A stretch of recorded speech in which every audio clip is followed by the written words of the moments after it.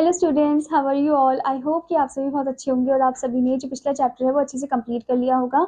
So now let's move into the chapter number 11 and the chapter name is the choice. So this is a poem and it is about the choice.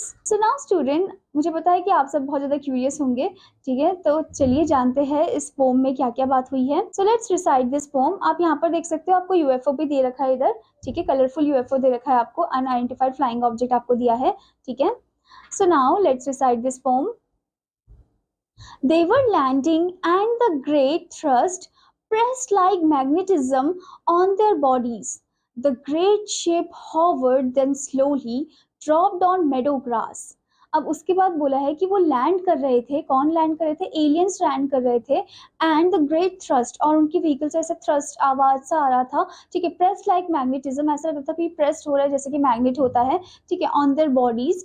And the great ship hover, पहले तो थोड़ी देर वो रुका रहा हवा में, hover में तो वो रुका रहा, ठहरा रहा हवा में, ठीक है। उसके बाद धीरे धीरे करके वो ड्रॉप होने लग गया ऑन द मेडो ग्रास, ठीक है। मेडो ग्रास में ड्रॉप होने लग गया। Starglen, the captain, stared at the green landscape between two hills, a deserted city, crumbling and overgrown patent. अब यहाँ पर जो स्टार्गलिन है, स्टार्गलिन कौन है? एलियन कैप्टन है, ठीक है, उस यूएफओ का। वो एकदम से देखता है कहाँ पर? ग्रीन लैंडस्केप की तरफ वो घूरता है, स्टेयर करता है। वो कहाँ पर है लैंडस्केप? वो बिटवीन टू हिल्स है, ठीक है। And a deserted city, between two hills a deserted city, मतलब दो हिल्स के बीच में और एक डेजर्टेड सिटी भी है, ठीक है। क्रम्बलिंग एंड ओवरग्रोन पैटर्न, बहुत ज्यादा क्रम्बलिंग है, खराब हो रखा है वो सिटी, ठीक है। ओवरग्रोन हो रखी है और पैटर्न सा बन रखा है उसमें कुछ, okay.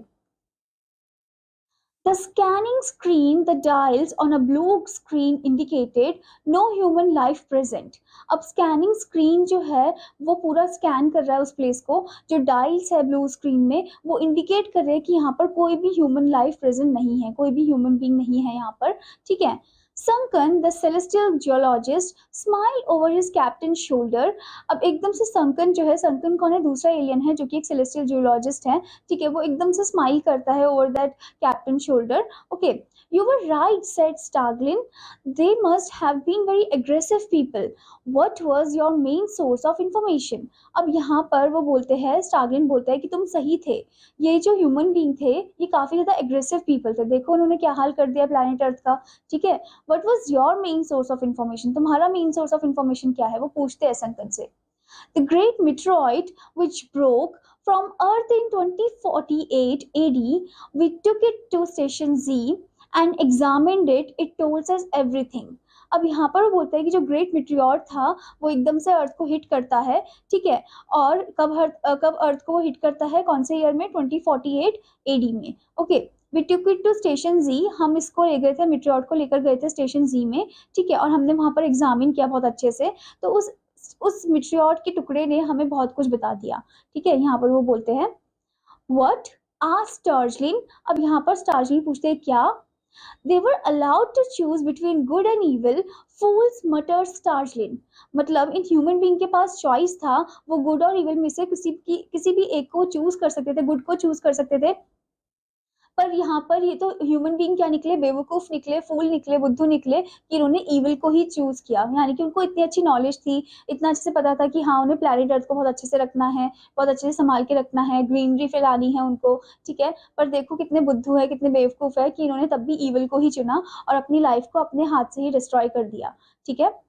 So this beautiful poem is written by Robert Morgan, okay, and the story says, और इस पोम से स्टूडेंट आपको क्या सीखने को मिला है? इस पोम से हमें ये सीखने को मिला है कि कैसे जो एलियन है वो हमारे मदर अर्थ के बारे में सोच रहे हैं और कैसे वो ह्यूमन के लिए बहुत ज़्यादा सैड फील कर रहे हैं और बोल रहे हैं कि ह्यूमन बीइंग कितने बुद्धू है कि अपने मदर अर्थ का वो अच्छे से ध्यान नहीं रख पाए। तो हमें क्या करना चाहिए? हमें अपने मदर अर्थ का ध्यान रखना चाहिए ताकि अगर कोई एलियन आए भी तो ऐसे हमें कभी ना बोले और उल्टा हमारी तारीफ करे कि हमने मदर अर्थ को बहुत अच्छे से रखा है, संभाल के रखा है और ग्रीनरी चारों तरफ फैलाई है, ठीक है। हर जगह मतलब पानी भी है, ग्रीनरी भी है और लाइफ एग्जिस्ट करती है, ये हमें दिखाना है, ठीक है। Now student, here comes the word area, the word meaning.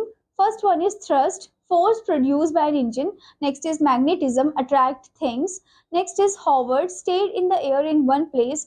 Next is crumbling, breaking. Next is pattern, decorated with a pattern. Next is meteoroid, a piece of metal that hits the earth's surface. Okay. So I hope student that you enjoy this pome, और आपका homework है कि आपको इस pome को अच्छे से recite करना है और इसकी एक्सरसाइजेस भी अच्छे से कंप्लीट करनी है.